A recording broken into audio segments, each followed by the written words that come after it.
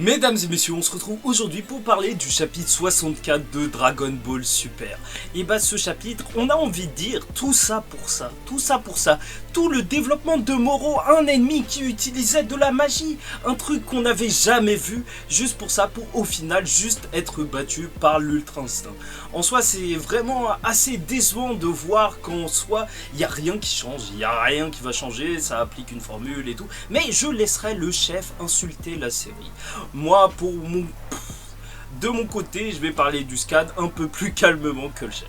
Donc le scan il commence par Jaco de la patrouille galactique et c'est un gros problème en vrai parce que Goku il va nous parler de Mirus comme si c'était son bête de pote, il va se transformer en Ultra Instinct et le problème c'est que c'est quoi le délire avec lui? Il l'a rencontré, ça fait 2 jours qu'il le voit, comment il se transforme en Ultra Instinct?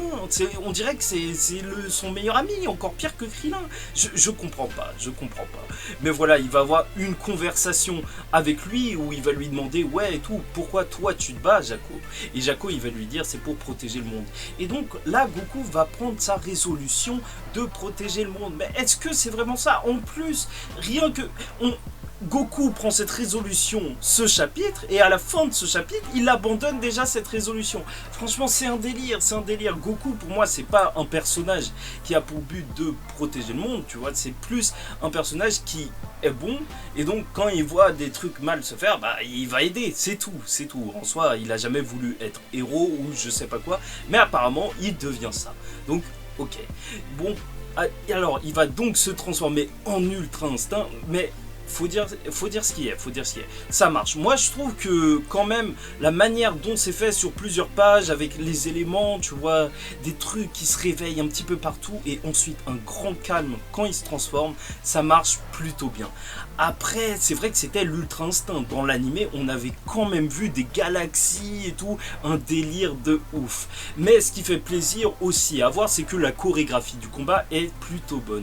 Tu vois que là tu reconnais vraiment l'Ultra Instinct, parce que dans les chapitres précédents, quand il y avait les prémices de l'Ultra Instinct, tu vois, quand il a encore les cheveux noirs et les yeux argentés, bah tu vois que ça le faisait pas trop en fait, il se battait juste normalement comme si c'était juste une autre transformation. Alors que là tu le vois faire des tu vois, il fonce et tout, tu le vois esquiver des coups. Ça, c'est l'Ultra Instinct, ça, c'est ce qu'on nous avait vendu. D'ailleurs, très drôle, hein, le petit Jaco qui note, oh purée, encore une nouvelle couleur de cheveux. Et oui, on est dans Dragon Ball Super, les couleurs ne s'arrêtent pas, il n'y a aucune limite, juste celle de l'imagination et de la palette de couleurs. Et donc, bah voilà, il va battre Moro assez facilement, faut le dire. Et son coup, par contre, il était plutôt classe. Sa super attaque, je ne sais pas ce que c'est, je ne comprends pas, je ne veux même pas savoir. Là, on a un niveau où on kiffe juste les combats et on essaye de se déconnecter un petit peu parce que Dragon Ball Super, ça n'a pas la prétention, je pense, d'être au niveau de Dragon Ball, c'est sûr et certain. Donc il va nous faire un truc, une genre de Jojo pose où il va se baisser, il va nous faire un truc vraiment très très chelou et ensuite il va ramener Moro comme ça sur lui. En gros c'est des pouvoirs de télékinésie. Franchement Goku on l'avait jamais vu faire ça, mais c'est pas grave. Et il va lui foutre un coup de poing et franchement c'était excellent.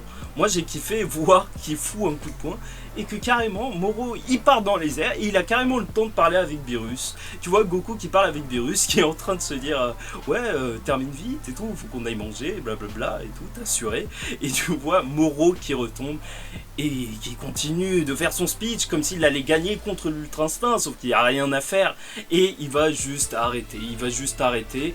Et cette fin de scan, elle va être assez particulière. Et encore une fois, je le redis, c'est super bizarre. Goku qui dit qu'il est représentant de la patrouille galactique au début. Et rien qu'à la fin, il demande à Jaco, bon, la patrouille galactique veut le tuer, c'est ça? Et après, on lui dit oui. Et il fait, bon, bah, je ne me bats pas en tant que patrouille galactique. Alors, je ne sais pas ce qu'il va faire. Ça m'étonnerait qu'il le laisse vivant, franchement.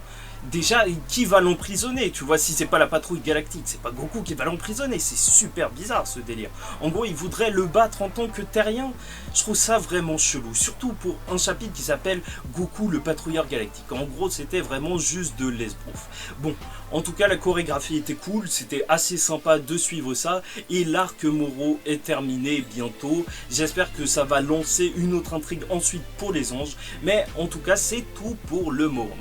Donc j'espère que vous avez apprécié la vidéo, c'est vraiment une petite review juste comme ça quoi, juste pour donner mon avis, parce que Dragon Ball, c'est cool, hein, faut dire ce qui est.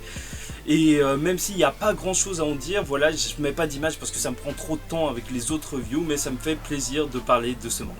Bon, j'espère que vous allez passer une bonne semaine, je vous dis ciao tout le monde, paix sur vous.